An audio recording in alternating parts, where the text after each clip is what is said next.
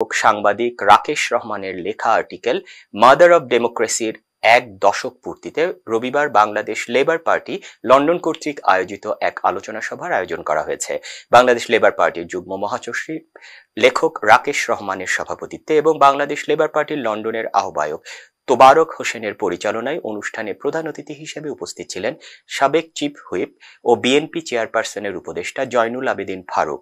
বিশেষ অতিথি ছিলেন ইউকে বিএনপির সভাপতি ও বিএনপি চেয়ারপারসনের উপদেষ্টা এম এ মালিক, আমার দেশ পত্রিকার ইউকের সম্পাদক সাংবাদিক ওয়ালিউল্লাহ নোমান, ইউকে স্বেচ্ছাসেবক দলের সভাপতি নাসির আহমেদ শাহিন।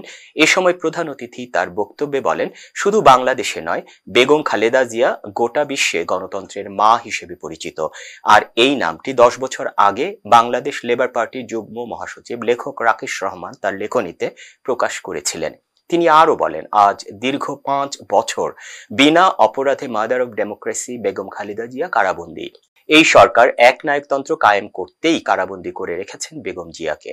সভায় আরো বক্তব্য রাখেন দৈনিক আমার দেশ সাংবাদিক ওয়ালিউল্লাহ নোমান, স্বেচ্ছাসেবক দলের ইউকে সভাপতি নাসির আহমেদ শাহিন, প্রচার সম্পাদক ডালিয়া লিকুরিয়া, ইউকে বিএনপির সহপ্রচার সম্পাদক ডক্টর মাইনুল ইসলাম, জাতীয়তাবাদী ওলামা দল এর যুগ্ম সাধারণ সম্পাদক মাওলানা মোহাম্মদ শামীম, সিরাজদি খান, বিএনপির প্রধান প্রচার সম্পাদক সাবিনা ইসলাম, মহিলা দল ইউকের সদস্য সচিব অঞ্জনা আলম, জিসাস কেন্দ্রীয় কমিটির সহসভাপতি মোহাম্মদ নূরে আলম সিদ্দিক সহ অনেকে। এ সময় বক্তারা 7 জানুয়ারি নির্বাচনকে প্রত্যাখ্যান করে সরকারের পদত্যাগ চান। যেই দেশে পুলিশ আমার প্রজাতন্ত্রের পয়সা নিয়ে সংসার চালায়, তারা যদি একটা দলকে, একটা ব্যক্তিকে সমর্থন করে, তখন গণতান্ত্রিক নেতাকে মুক্তি করা কঠিন হয়ে যায়। সে কঠিনতর আমরা পার করে ইনশাল্লাহ মুক্তি আর তার লাগবে না, এমনি ইনশাল্লাহ মুক্তি হয়ে যাবে, কারণ এই সরকার ক্ষমতা থাকবে না। বাংলাদেশের সার্বভৌমত্ব এবং গণতন্ত্র মানবাধিকার পুনরুদ্ধারের জন্য দেশনায়ক তারেক রহমান যে সিদ্ধান্ত নেবেন, এটা আমরা অক্ষরে অক্ষরে পালন করব।